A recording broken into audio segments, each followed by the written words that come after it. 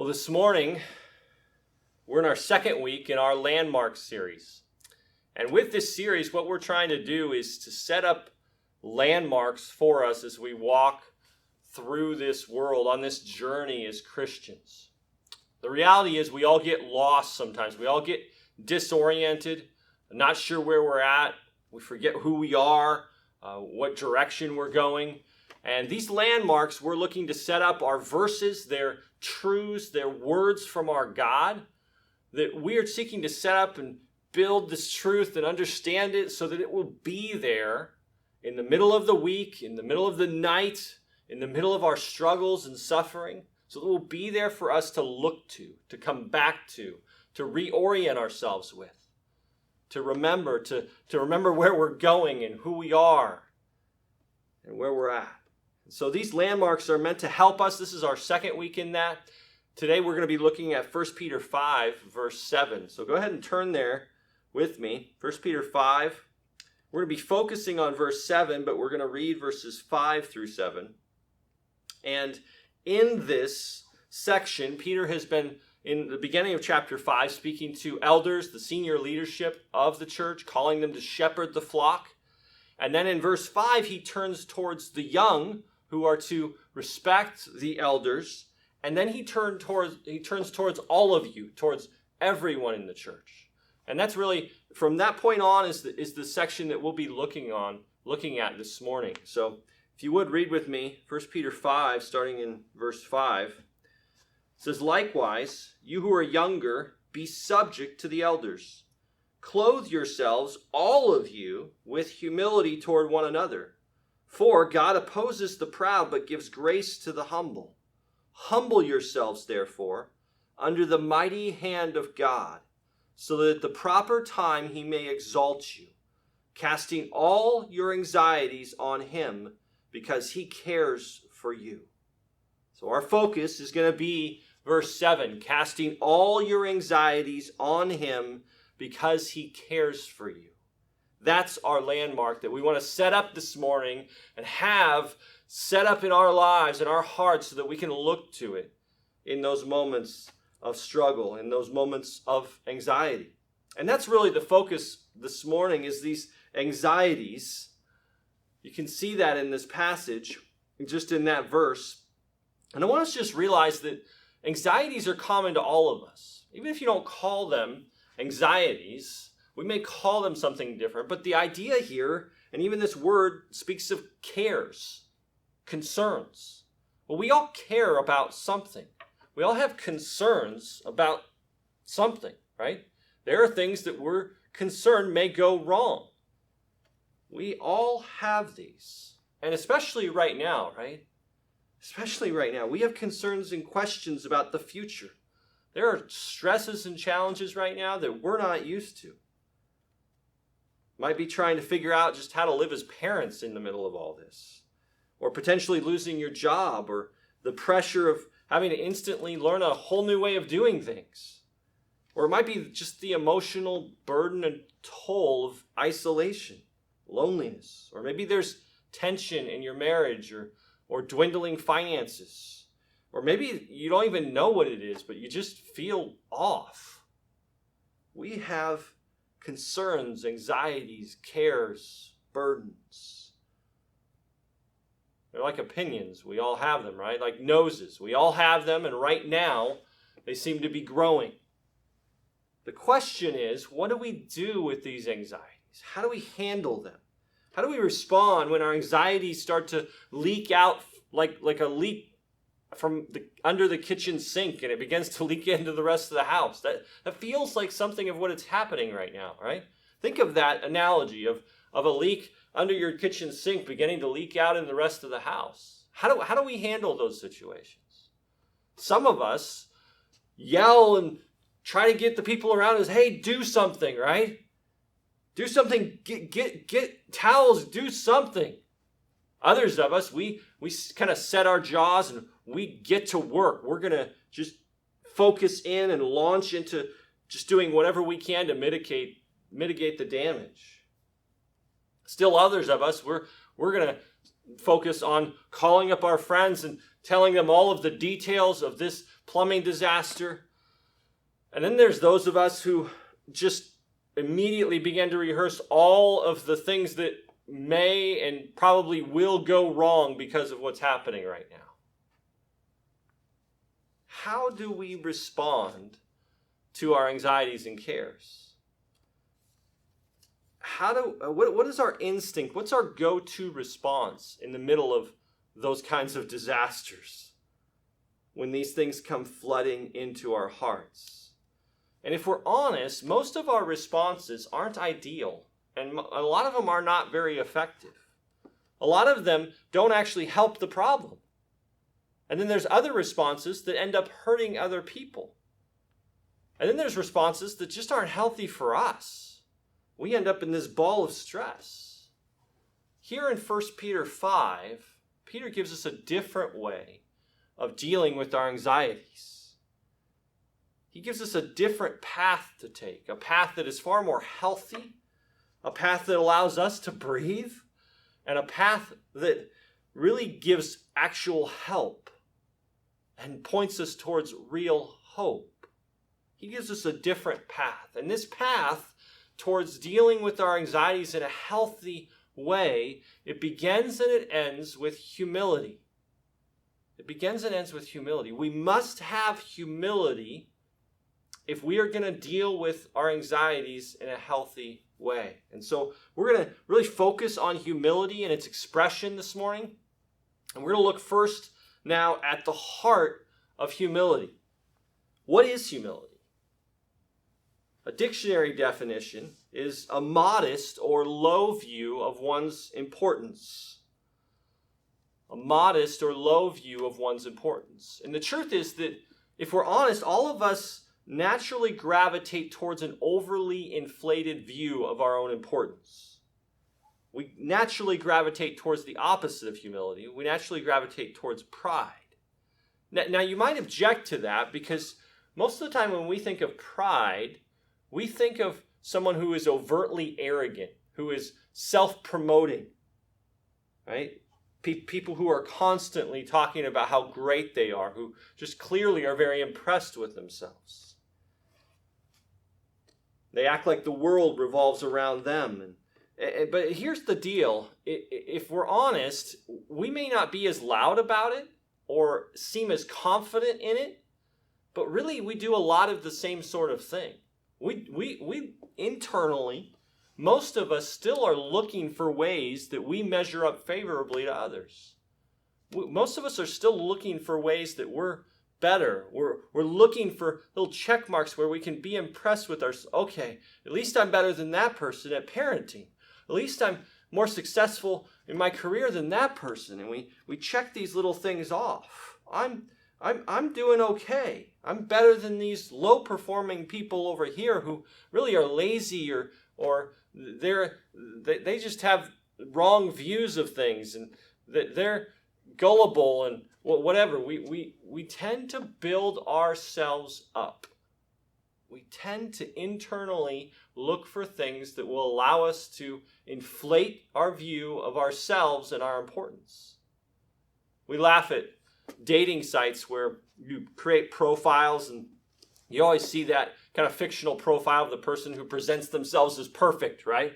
Where they are not only handsome, they are also a genius, and they're not only a bodybuilder, but they're also incredibly funny, and they're charming, and they're rich, and they have everything. But the truth is, sometimes we do that in our own heads, or at least we are trying to do that. We're trying to get to that place. We are self-promoting, even if not outwardly, we're self-promoting inwardly. But there's other forms that pride takes as well. Sometimes pride simply takes the form of selfishness. Think about yourself in your home. Are you selfish in your home? Are you always looking to make sure you're the first? That you get the best, that you get your way, that you get to watch what you want to watch, that you get to go where you want to go, that you get to eat what you want to eat? What is going on in that situation? Well, what's going on is that you have a rather inflated view of your importance. And not only of your importance, but of the importance of what you want. You've inflated that. There's pride there. Perhaps the most subtle form of pride that is harder to recognize is that of self-absorption. And this can happen even when we're down on ourselves, even when we're, instead of keeping check marks of how we compare favorably, we're keeping check marks of how we compare unfavorably. And we are constantly rehearsing how we don't measure up to this person and how we wish we could be this and we are not and how we failed at this. And even there, pride lurks. In that moment, we are still believing that we're important enough to obsess about. We're important enough that if we don't measure up, it's the end of the world. We're important enough that my whole thinking, all of my time needs to revolve around me and whether or not I measure up. We're still exalting and overinflating our own importance. We could probably nuance this pride in all sorts of other forms or expressions, but I think it's illustrated well in the way that we tend to look at pictures. You ever notice how you look at a group picture, say, and the first thing you look for is who? Yourself, right?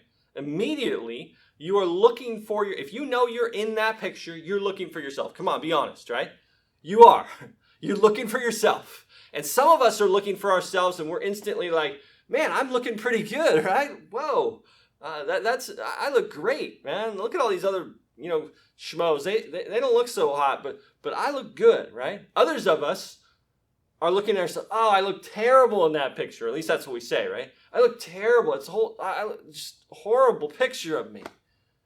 Either way, though, who are we looking for in the picture? We're looking for ourselves. We're inflating our own importance. Now, all of this talk about pride is meant to help us understand what humility is. Humility is to lower our view of our own importance. It's a lowliness of mind. It's a self-forgetfulness, really, where I just don't think I'm that important to be obsessing over all the time. It's an estimation. Humility is an estimation of ourselves where we see ourselves accurately before God. You can see this idea in verse 6, where Peter writes, "Humble yourselves, therefore, under the mighty hand of God." Now, there are some clues there that really help us understand humility. Just in that phrase, "Humble yourselves, therefore, under the mighty hand of God." This idea of the mighty hand of God points us back to the Exodus event, back in the book of Exodus, and rehearsed and remembered throughout Scripture. It was this event where God rescued his people from slavery in Egypt. You remember that, where Pharaoh said, "I won't let you go. You're my slaves. You do all this work for me." Moses said, "Let my people go." Pharaoh says no. God sends these plagues of gnats and flies and locusts and darkness and blood and finally death. Finally, he lets them go. And then he says, "No, I don't want to let you go." And he chases them down at the Red Sea, and God parts the Red Sea, and the Israelites go through, and then Pharaoh and his army try to go through, and they are wiped out. And when Peter speaks of God's mighty hand, he is looking back to that event where God, with his almighty hand, rescued his people and defeated the Egyptians.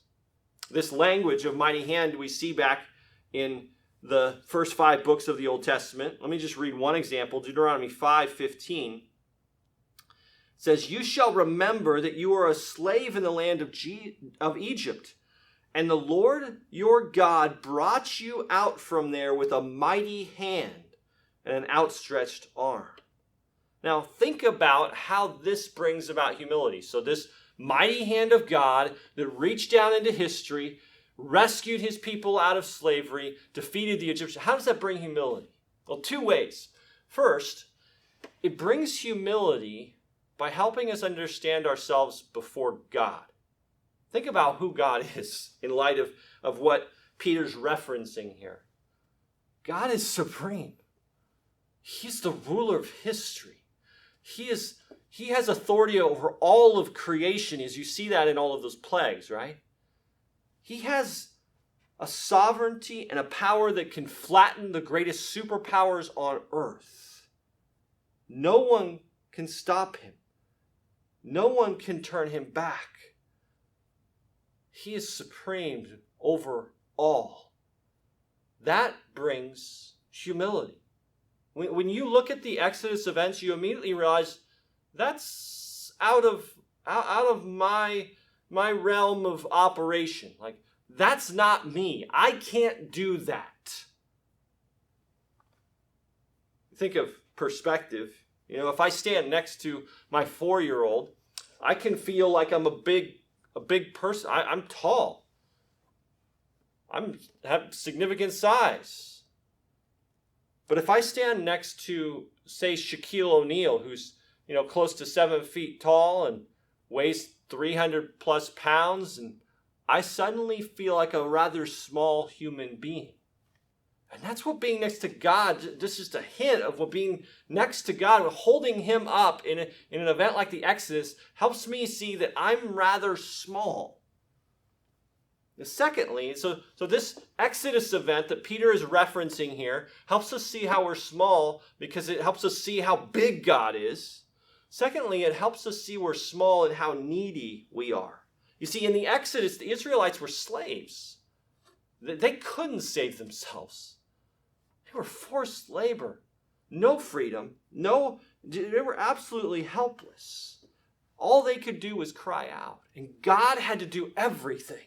God had to break the Egyptians. God had to bring them out and rescue them with his mighty hand. And this rescue that we see back in Exodus is really a picture, a foreshadowing of the greater Exodus that Jesus himself accomplished, right? That's the gospel. It reminds us of this same thing, that we are simply needy, we are weak, we are sinners, enslaved, unable to rescue ourselves, and we need and are entirely dependent on Jesus to rescue us. That's where humility begins. Humility begins with us seeing ourselves before the glory and greatness and goodness of God and realizing how small we are. And humility begins with looking at the gospel and seeing how desperately needy and sinful and dependent we are on Jesus to save us. When those realities, the truth of who God is, and our own neediness and the grace of God in the gospel, when those realities begin to sink in and become part of the way we think, we begin to get humility. Aaron Orendorff said this: humility is spiritual sanity. Its constant refrain is, God is God and I am not. When we actively begin to think like this, to see ourselves in light of God, to see ourselves in light of the gospel, we will begin down this road of humbling ourselves. We begin to see the heart of humility. Let's look now at number 2, the expression of humility. So in the course of 1 Peter 5 here, we've seen the heart of humility. It is this humbling of ourselves under the mighty hand of God, realizing who he is, realizing his grace in the gospel. And now let's look at how this humility is expressed. And it's really an interesting flow of thought here. In verse 7, Peter transitions from this humbling ourselves before God to casting our anxieties upon God. And what he's saying here is that the way that humility is expressed is by casting our anxieties on him. It's an outflow of humility. When we cast our cares on God, we're expressing humility. And conversely, when we fail to cast our cares on God, it's an expression of pride.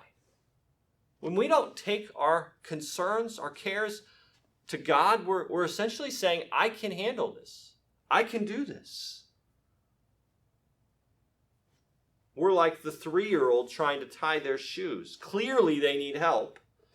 But they want to do it themselves. They can do it. They're going to do it.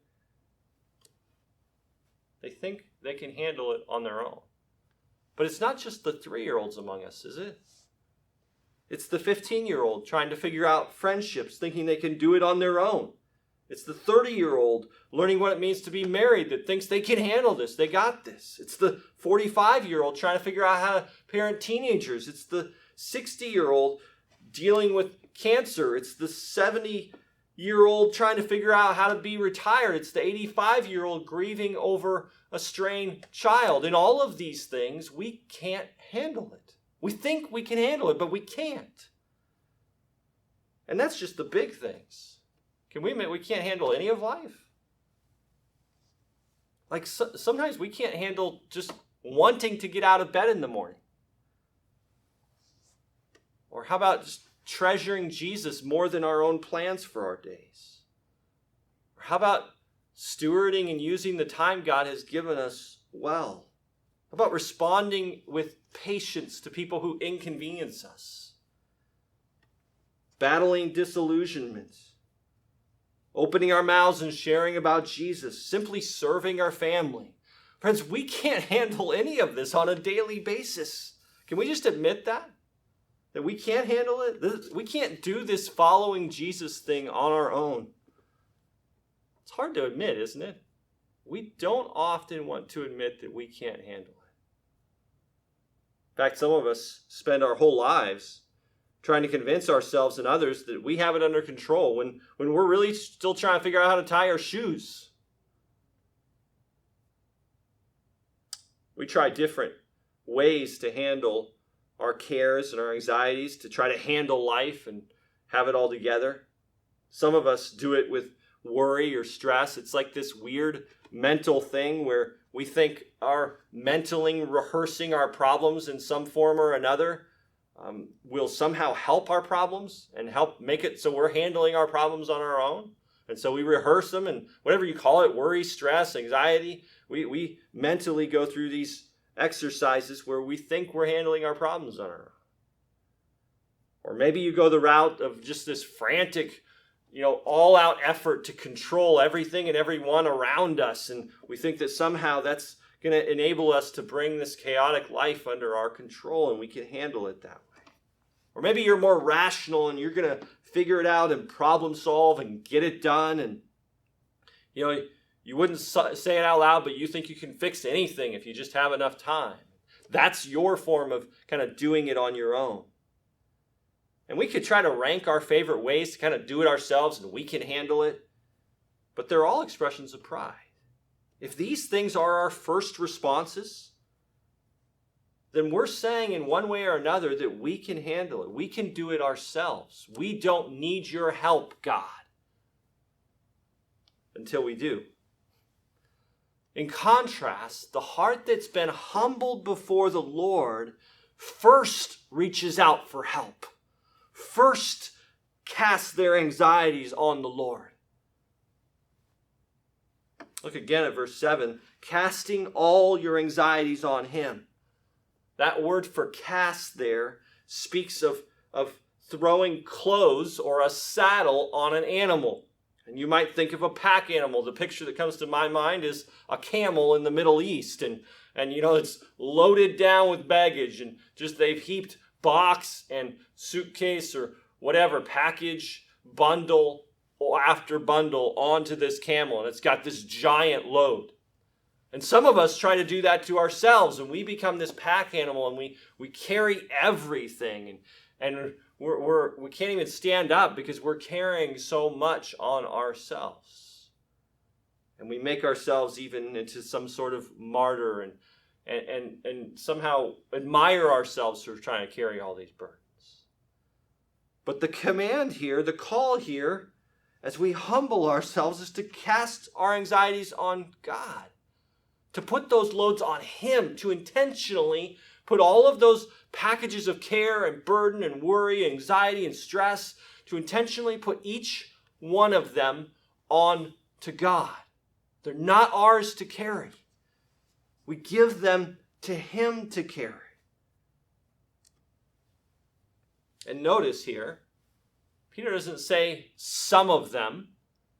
He doesn't say just the big anxieties or just the little anxieties. He says all of your anxieties, whether they're big or little, whatever form they take, all of them we are to cast, we are to throw onto God. We're to let him carry them. Friends, whatever you're facing, God can carry them. He can handle it. He's not going to be overly burdened. He's not going to be crushed by your anxieties. He can handle it. He's the one with the mighty hand. And friends, he can handle your anxieties a lot better than you can.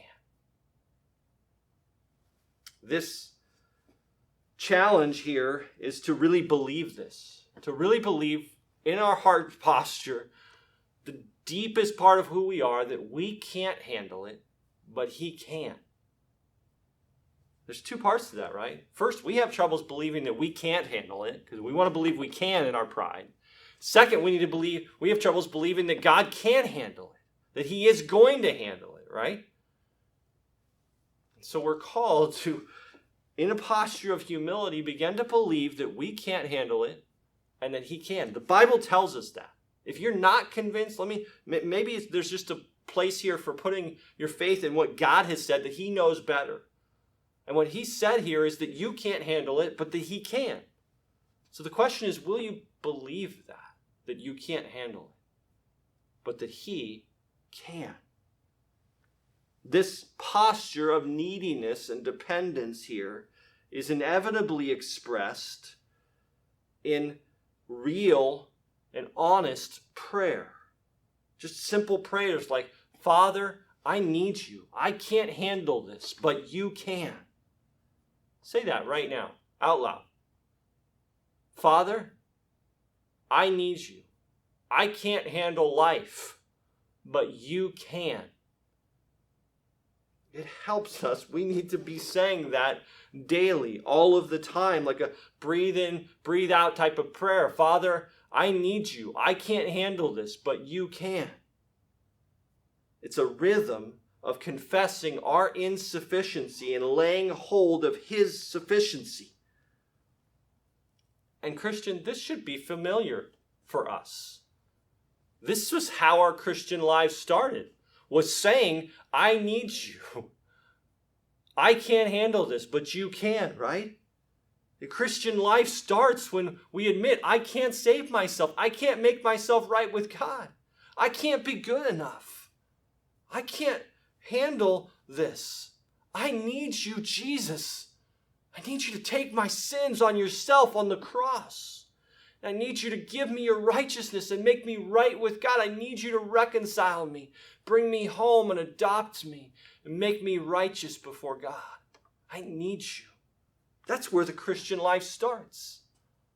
And friend, if you're listening today and you have never turned to Jesus in that way, if you've never come to Jesus and said, I can't save myself, Jesus, I need you, only you can save me. If you've never come that way, then now is the time. We invite you to come, just where you're at, just pray and say this. Jesus, I need you. I can't save myself, but you can. You died, you rose again. I need you to save me. If that's you, we'd love to talk with you, help you along, answer questions, pray with you. Please contact us. And if you're a Christian, just know that this is how we started, and we never leave this place. We never leave this place where we are needy, where in humility we cast our cares, our anxieties, our concerns on the one who can handle them, who is sufficient.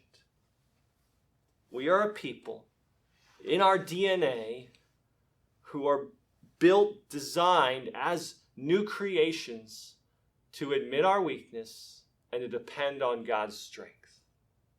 That is the Christian life from beginning to end. Casting our anxieties on our God. That's the expression of humility. So we have the heart of humility, which is this low view of our own importance. We have the expression of humility, which is this casting our cares upon God. Now let's look thirdly at the promises of humility. Our culture, our general way of thinking, gives all kinds of promises to those who are self-sufficient and self-confident, right? If you pull yourselves up by the bootstraps, if you grab life by the horns, man, you're going to make it. You're going to do it.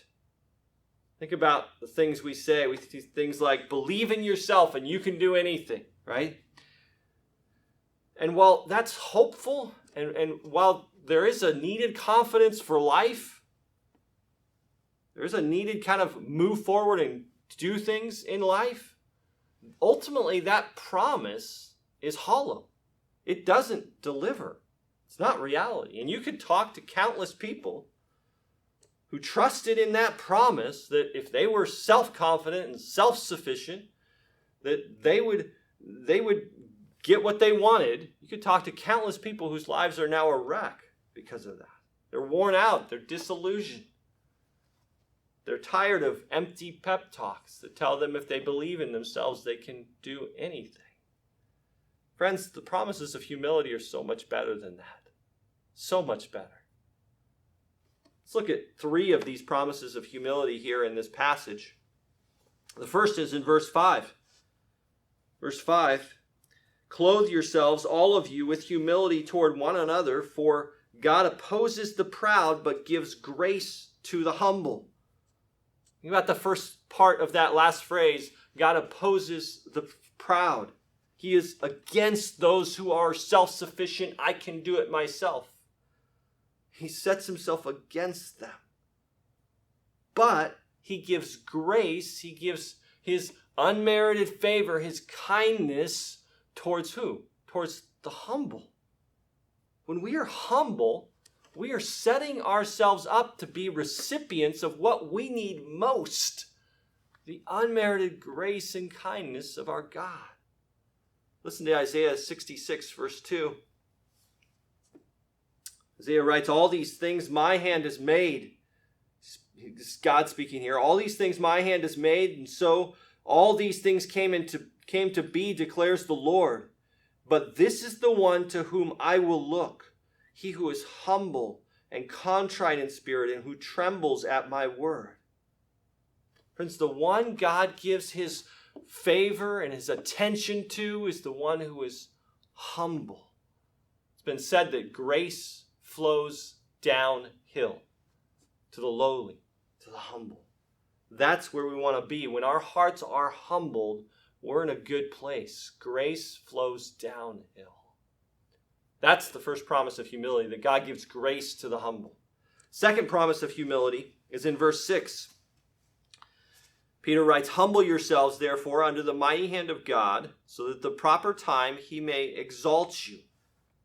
To exalt means to lift up. It says that at the proper time, God's going to lift you up. Out of your lowly circumstances, he's going to lift you up. Now, Peter's readers were enduring some intense persecution, being attacked, hated, perhaps losing jobs, socially ostracized. Some were maybe imprisoned because of Jesus. And Peter says that at the proper time, God's going to lift you up. God's going to lift you up and exalt you.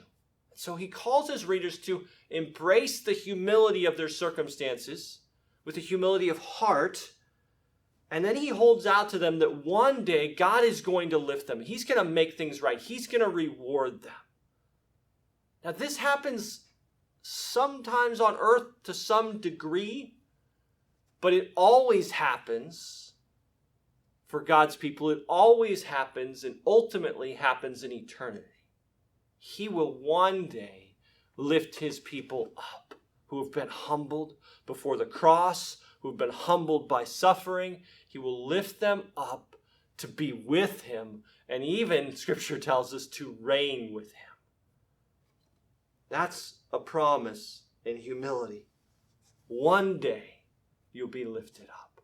It's like the kid who knows that there's an inheritance coming. When he turns 18, he's going to be a millionaire. And he's not there yet. Right now, he may be poor. He may not have anything. But one day, he will be lifted up. One day, he will be unimaginably rich.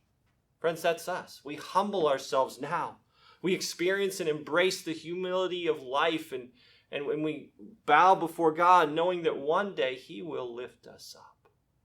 There is hope. Third promise of humility here in this passage is in verse 7. Casting all your anxieties on him because he cares for you. Friends, right now, as you cast your anxieties upon God, as you give those burdens to him, he is not calloused or uncaring. He doesn't respond to our troubles by telling us to deal with it. He doesn't tell us that it's not his problem. Figure it out for yourself. No, instead, God cares for us. God cares for us. In our suffering and our struggles and our neediness and our sin, he cares for us. Notice there that it doesn't say that he cares about our problems, cares about the same things we care about, or that he's worried about them. No, what does it say? It says he cares for us. It's even better than him caring about our problems and our concerns and anxieties, is that the God of the universe, our creator and king, he cares for us. Us personally. He cares for. Can you think of a greater incentive to cast your cares upon God than this fact that he actually cares? You see, if he doesn't care, then who wants to cast our anxieties and tell him about our struggles? No one. But if he cares, if the God of the universe cares for us, then that is an invitation. It draws us to come to him, cast our cares on him. Now, if we're honest, I think this is hard to believe sometimes. Maybe right now for you. It can be hard to believe that God actually cares about us. That he hasn't forgotten us. That he loves us. But let me encourage you, if that's you, or right now maybe you aren't even sure God cares for you, you're struggling to believe that he cares for you, let me challenge you to look back to the cross. There is no greater evidence that God cares for us. It silences any of our thoughts and questions of whether he does or not. We look back to the cross. Christian, the Son of God proved his love for you. He became a man living in this mess of our world. He endured suffering. He lived in perfection in the face of intense temptation. He touched the unclean. He reached out to the hurting. And he was hated and condemned and crucified and killed for you and I. He cares for us. He cares for us. Think of these promises. These promises that God gives grace to the humble. Think of these promises that God, as you humble yourself in the proper time, he will exalt you. Think of these promises that God cares for you right now. He cares for you.